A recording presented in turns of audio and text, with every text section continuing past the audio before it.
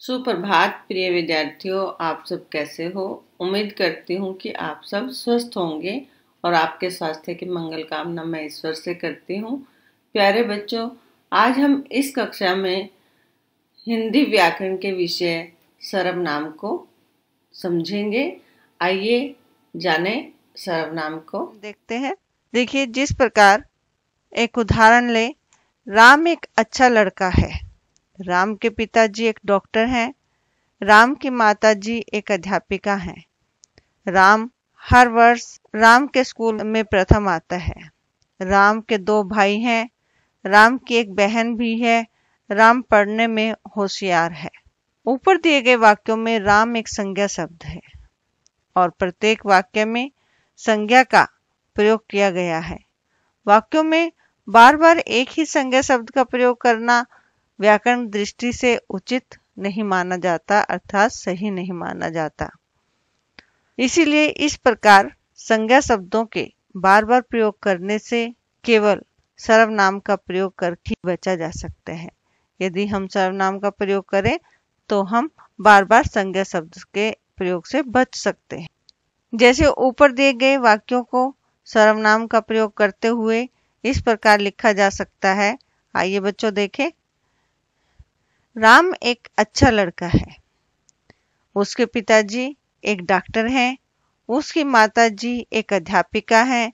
वह हर वर्ष अपने स्कूल में प्रथम आता है। उसके 2 भाई हैं। उसकी एक बहन भी है। वह पढ़ने में बहुत होशियार है।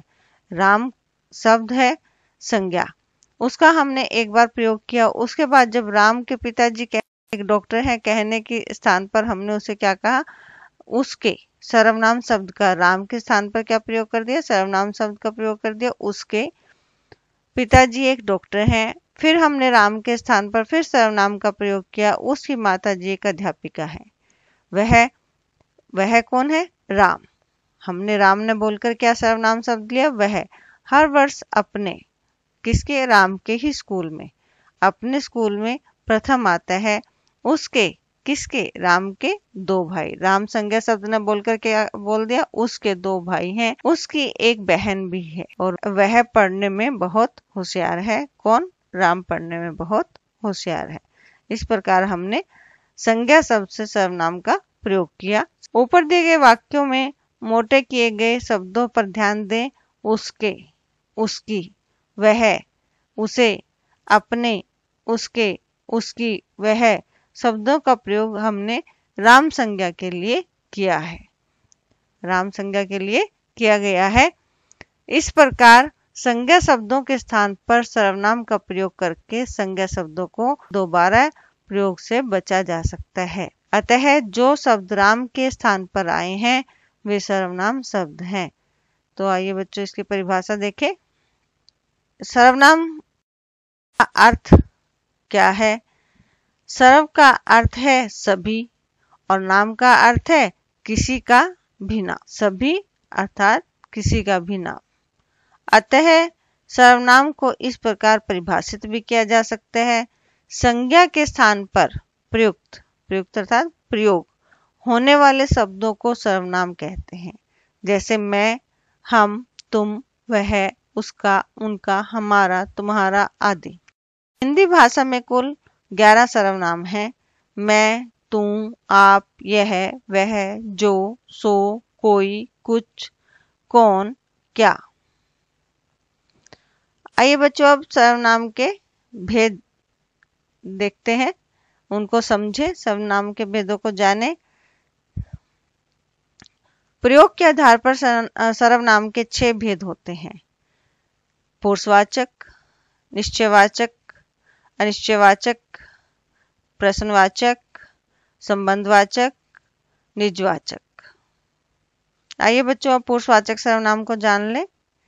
वे सर्वनाम शब्द जो बोलने वाले, सुनने वाले या किसी अन्य के लिए प्रयुक्त किए जाते हैं उन्हें पुरुषवाचक सर्वनाम कहते हैं।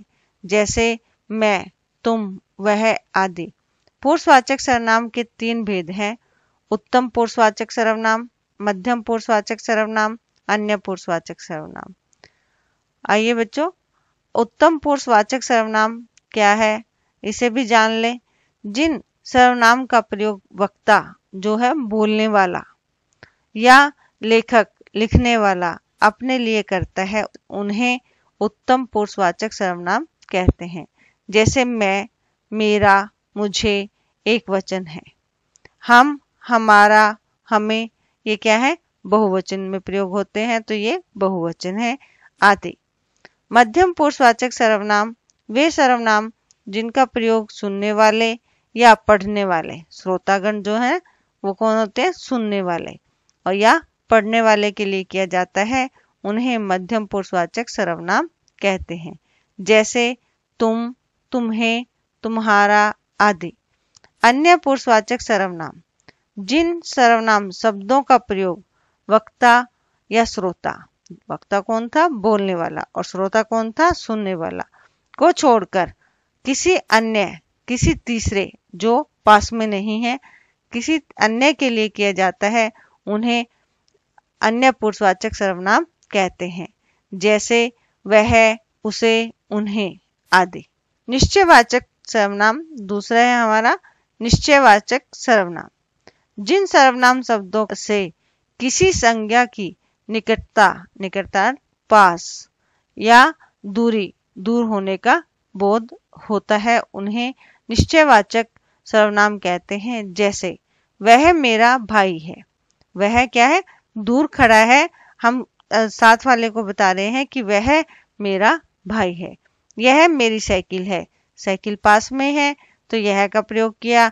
यह मेरी साइकिल है, यह निश्चयवाचक सर्वनाम है क्योंकि वो पूरे निश्चित रूप से, पूर्ण रूप से वो बता रहा है कि ये पक्का है कि ये मेरी साइकिल है। और जो वो दूर खड़ा है वह भी पक्का ही है कि निश्चय ही है कि वह मेरा भाई है।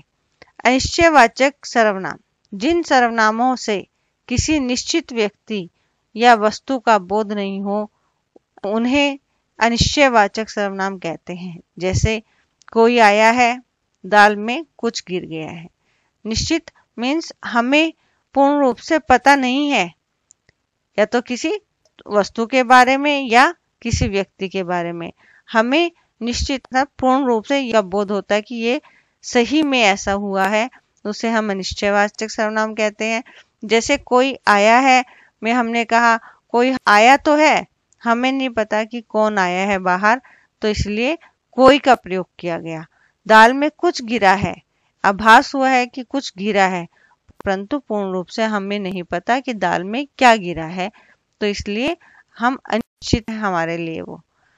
इन वाक्यों में कोई कुछ सर्वनाम शब्द किसी निश्चित व्यक्ति या वस्तु का बोध नहीं कराते, अतः यह अनिश्चयवाचक सर्वनाम है।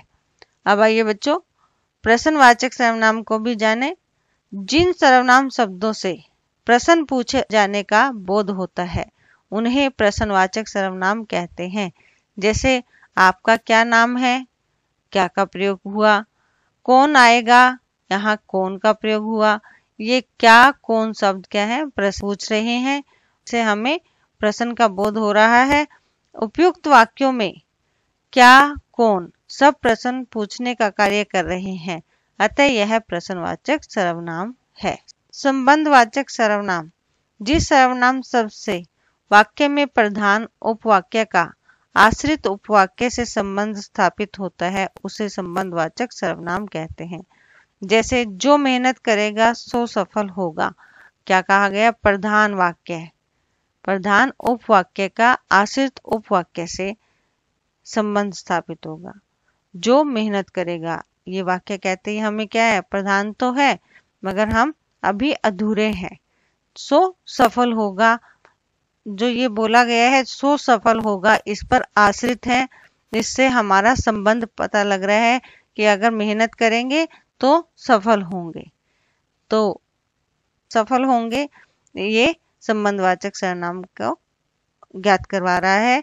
जिसकी लाठी उसी की भैंस। देखो जिसकी लाठी, आप कहते ही अधूरा वाक्य नजर आ रहा है, प्रधान होते हुए भी अधूरा है, मगर किस पर आश्रित है?